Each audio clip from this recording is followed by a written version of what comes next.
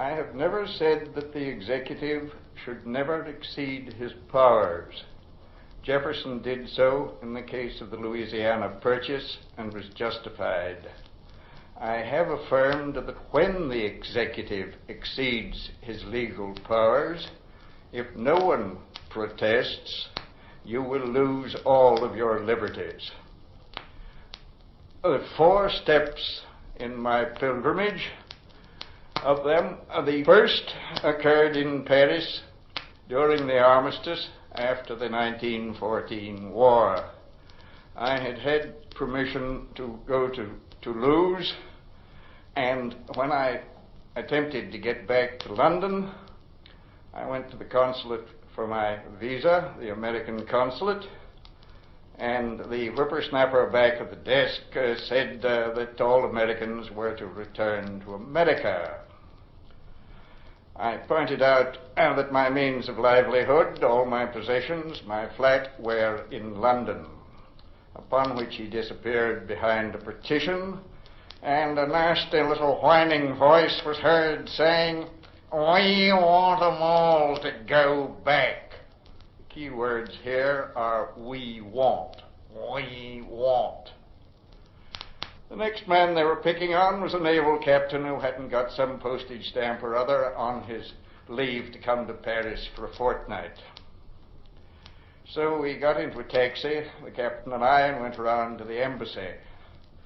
By a 1,000,000 to 1 chance, the only American ambassador at that time who had had a law office, that is a wooden shack about 20 feet square, in the Rocky Mountains in 1885 to 6, was in Paris. And my father, who remembered him in the frontier days, a mild sort of frontier, but still Mr. Wallace at that time had jumped back into his shop to get his 6-shooter for a purpose from which my father dissuaded him. Dad had said, if you're in Paris, go in and say hello to Hugh Wallace. By the grace of God, I had gone in to see Mr. Wallace. I found a very elegant, very gentle, white-haired man sitting behind a desk, very gentle, very fatigued, and he asked if he could do anything for me, and I said, no. Dad said if I was in Paris to come in and say hello to you. So, not having needed anything the day before, when the naval captain and I arrived with our tale of woe, Mr. Wallace, Hugh Wallace, no relation of Henry, sent us a chit back to the consulate, and our visas and permits were put in order. My argument was that if these whippersnappers were trying to push me around, they were probably trying it on many other people. And I then began my campaign in the Paris edition of the Chicago Tribune against the passport nuisance, having wandered around Europe some years before with nothing in the way of cards of identity except an unstamped membership ticket in the Touring Club de France. Wilson, of course, in putting the $10 visa on passports, had penalized American students. The desirable or undesirable immigrant paid $10 to get into the U.S. The unfortunate American student who wanted to visit several countries in Europe got soaked from $30 to $50. The key word here was we want. The next item, I mentioned these troubles to a lanky ex-Dutchman by the name of Van Dyne, no relation of Mr. Willard Huntington Wright, who wrote detective stories with that pseudonym. Van Dyne had taken out his first nationalization papers, but not his second.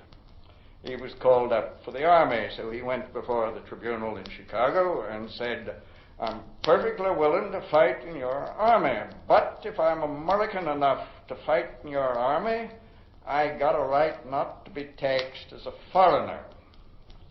He said the presiding officer leaned over the bench and said, Say, young feller, don't you know that in this country there ain't nobody has got any goddamn rights whatsoever? That is the second step. The third step, mentioning these two items to the prosecuting attorney for one of our largest cities, the comment offered was, all I'm interested in is bunk, seeing what you can put over. Anglique, all that I am interested in is bunk, seeing what you can put over. The discrepancy between this attitude toward the law and that of the Founding Fathers, the distance between Boston in John Adams' time and one of our larger cities in 1923 is considerable. I mentioned these 3 points to Senator Wheeler when I was in Washington in '39 trying to see if there was any way of staving off the war, which followed later that year. And Senator Wheeler's comment was, well, what do you expect? He's packed the Supreme Court, so they will declare anything he does constitutional. Now, that is where I took off from. When the senator is unable to prevent breaches of the Constitution, and of course the senator, if he is not re-elected, is nobody, when the senator cannot function, the duty, as I see it, falls back onto the individual citizen. And that is why, after 2 years of wangling, when I got hold of a microphone in Rome, I used it. That, I think, is the necessary minimum, and a good deal has at last been verified and set down. But that's all I wish to put onto this recording for the record.